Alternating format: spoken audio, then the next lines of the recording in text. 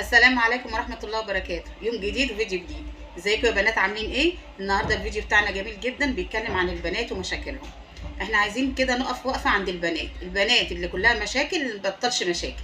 احنا عايزين نشوف حل لكل مشاكلنا في اول العام الدراسي الجديد، او مثلا انت بدأتي شغل جديد او عمل او داخله على جواز. عايزين نشوف مشاكلنا ايه ونحلها، بدل ما نقعد نشتكي. نجيب اندكس او كراسة او اي ورقة ونكتب فيها مشاكلنا، نكتبها على الورق الاول. كتابة المشاكل على الورق أول حل ليها، بتبقى 90% إن أنت حلتيها. مادام كتبتيها بتبدأ دماغك تشتغل وتفكر إزاي تحل المشاكل، بدل ما نبقى شكايين وعاملين نشتكي. والبني آدم الشكاي ده مش ناجح، مفيش نجاح ليه، هيفضل طول عمره شكاي ما بيحلش مشاكله. نعمل إيه؟ نجيب ورقة أو كراسة أي حاجة ونكتب مشاكلنا، ونبدأ نطرح حلول ليها. حلول مش حل واحد، كذا حل، عشان نشوف الحل الاولاني ما نفعش نشوف الحل التاني والتالت واللي بعديه. المهم ما يبقاش نقف عند حاجه معينه. لقينا مشاكل في لبسنا، نفكر ايه اللي يمشي معانا اليومين دول لغايه ما بابانا ومامتنا ما يجيبوا لنا لبس. ما نقفش عند اللبس، ما نقفش عند مشاكل اللبس، ان احنا مش لاقيين فلوس، ان احنا ما عندناش لبس كفايه. لا، احنا نقف عند النقطه دي، نكمل باي لبس موجود عندنا. بالنسبة للبنات المادية اللي عايزة فلوس 24 ساعة، يا جماعة اقفوا. الرحمة بأبهاتنا وأمهاتنا، الرحمة نقف معاهم، نحل مشاكلنا مع نفسنا. والله لو في حاجة أدواتك المدرسية مكفياكي، حافظي عليها ومشي يومك الدراسي بيها. ما تبقيش كل شوية عايزة محتاجة أدوات دراسة، محتاجة كراريس، محتاجة الكراريس اللي بتتقطع على طول، الكراريس اللي بتشخبط فيها على طول. لا، نحافظ على حاجتنا وأدواتنا. بالنسبة للعمل، لو إنسان داخل عمل جديد وكله مشاكل، يبدأ كده يتروق ويشوف المشاكل دي جاية منين ويحاول يحلها.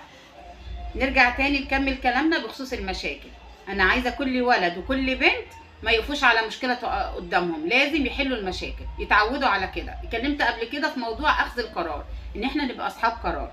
أنا زي مامتكم بعرفكم إن أنا في حاجات عدت عليا زمان وأنا صغيرة، مشاكل في كل حاجه، في الدراسه، في العمل، في بيتي مع والدي مع والدتي. لازم احل مشاكلي، اتعود من وانا صغير احل مشاكلي. اتكلمنا عن اللبس، اتكلمنا عن الماده، نتكلم على اكلنا. يعني مش كل حاجه احنا عايزينها في الاكل. بكلم الطلبه، بكلم الاولاد والبنات. مش كل اكل لازم نعوزه، لازم يا بابا تجيب لي الاكل ده، لازم يا ماما تعملي لي الاكل ده. لا يا جماعه، اللي موجود في البيت ناكله. ما نقفش على ما نعملش مشكله عشان الاكل، ما نعملش مشكله عشان اللبس. نمشي الحياه، عشان دلوقتي الاب والام تعبانين، فاحنا عايزين نكمل حياتنا في سهوله ويسر وبساطه لغايه ما توصل لمستقبل حلو ان شاء الله للجامعه. عايزين نعدي امور بسيطه جدا في حياتنا، مش عايزين نقف عندها. الاكل، الشرب، اللبس، الادوات المدرسيه، الحاجات دي كلها تغاضى عنها وعدي بيها، عشان الاب والام مش هيقدروا يحققوا لك كل اللي انت عايزه فتره الدراسه، ابتدائي اعدادي وثانوي. لا، انا لازم اتخطى الحاجات دي، لازم انا دعم ليهم، اقف معاهم.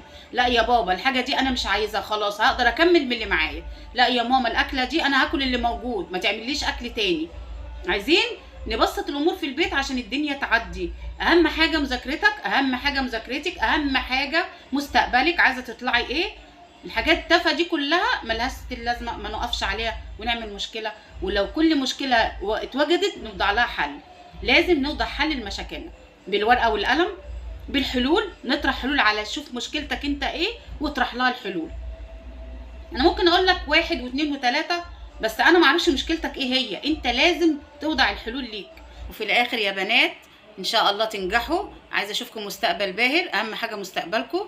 في حاجات كتيره بتقف قدامها، مشاكل كتيره لازم نتخطاها ونعديها. ان شاء الله يبقى لكم مستقبل باهر، واشوفكم على خير فيديو جديد. والسلام عليكم ورحمه الله وبركاته.